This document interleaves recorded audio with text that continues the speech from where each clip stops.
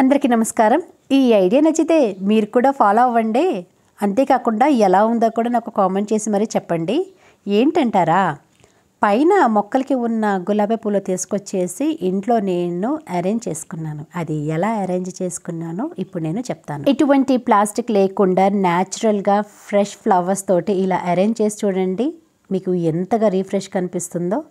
ఇక్కడ మీరు చూస్తున్నారు కదా, ఈ గులాబీ మొక్కల్ని నేను నిన్ననే నాటుకున్నానండి. అంటే ట్రాన్స్ప్లాంట్ చేసుకున్నాను అనమాట. ట్రాన్స్ప్లాంట్ చేసుకున్న తర్వాత ఇలా పువ్వులు ఉంటే మాత్రం అసలు మొక్కల పైన ఉంచకూడదు. ఎందుకంటే అవి ఉన్నాయనుకోండి, మొక్క అనేది మెల్లిమెల్లిగా డల్ అయిపోతుంది. ఎందుకంటే మిగతా పువ్వుల్లా కాకుండా గులాబీ పూలు అనేది ఫ్రెష్గా చాలా రోజుల వరకు ఉంటాయి కదా. మరి అవి ఫ్రెష్గా ఉండాలంటే మొక్క అనేది కొంచెం ఎనర్జీని ఎక్కువగా ఖర్చు పెట్టాలి. మరి ఇప్పుడు కొత్తగా మనం మొక్క నాటుకున్నాము, అది గ్రోత్ అవ్వాలి, చక్కగా పెరగాలంటే మాత్రం ఇలాంటి మొగ్గలైనా పువ్వులైనా సరే కట్ చేయాలి. అలా కట్ చేయడం వల్ల మళ్ళీ కొత్తగా చిగుళ్ళు వస్తాయి, మొగ్గలు వస్తాయి, పువ్వులు వస్తాయి. ఇది కొంచెం కష్టంగా ఉంటుంది, కానీ తప్పదు. మరి వాటి కోసం ఇవన్నీ చేయాలి కదా. మరి కట్ చేసిన పువ్వులు ఏం చేస్తానో కూడా ఇప్పుడు మీకు నేను చూపిస్తాను.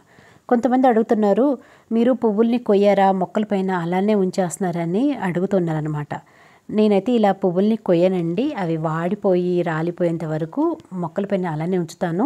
దేవుడి పూజ కోసం అయితేనే కట్ చేస్తాను, లేదంటే ఎప్పుడైనా సరే ఇలాంటి ఫ్లవర్ అరేంజ్మెంట్ ఉంటేనే కట్ చేస్తాను అనమాట. తలలో పెట్టుకోవడానికైతే నేను పెద్దగా ఇంట్రెస్ట్ చూపిను. మరి మీలో ఎంతమందికి అలవాటు ఉందో నాకు కామెంట్ చేసి మరీ చెప్పండి. ఇలా కట్ చేసిన ఫ్రెష్ ఫ్లవర్స్ తోటి నేను ఒక ఫ్రెష్ ఫ్లవర్ అరేంజ్మెంట్ అనేది చేసుకుంటున్నాను. ఒక చిన్న సెరమిక్ బాల్ తీసుకున్నాను, అందులో వాటర్ నింపుకొని కట్ చేసిన ఫ్లవర్స్ని ఇలా పెట్టుకున్నాను. ఇలా గులాబీ పూలే కాదండి, మన గార్డెన్లో వచ్చే ఏ పూలతోటైనా సరే మనము ఇలా అరేంజ్ చేసుకోవచ్చు. అది చిన్న బౌల్ అయినా పెద్ద బౌల్ అయినా సరే, ఏదైనా సరే, లేదంటే కనీసం ఒక్క మందార పువ్వు అయినా సరే అలా పెట్టుకొని చూడండి. ఇంట్లో పాజిటివ్ ఎనర్జీ ఉంటుంది.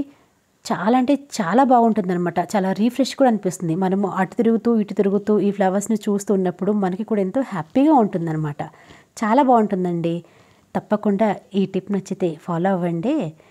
ఎటువంటి ప్లాస్టిక్ లేకుండా ఇలా న్యాచురల్ ఫ్లవర్స్ తోటి మనము ఇంటిని డెకరేట్ చేసుకుంటే ఎంత బాగుంటుందో కదా. ఇంకా వీటిని తీసుకెళ్ళి మీరు స్టడీ టేబుల్ పైన, లేదంటే ఎక్కడైనా డైనింగ్ టేబుల్ పైన, లేదంటే టీ పాయ్ మీదన్నా ఎక్కడైనా అరేంజ్ చేసుకోవచ్చు.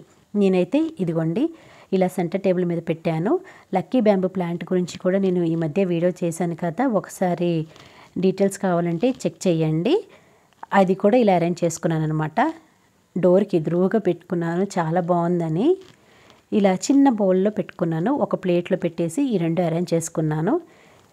ఈ రెండిటితో పాటుగా ఒక చిన్న బౌల్లో అయినా లేదంటే కప్లో అయినా సరే మనీ ప్లాంట్ కూడా పెట్టుకుంటే మాత్రం ఇంకా సూపర్గా ఉంటుంది. అది కూడా పెడతానండి.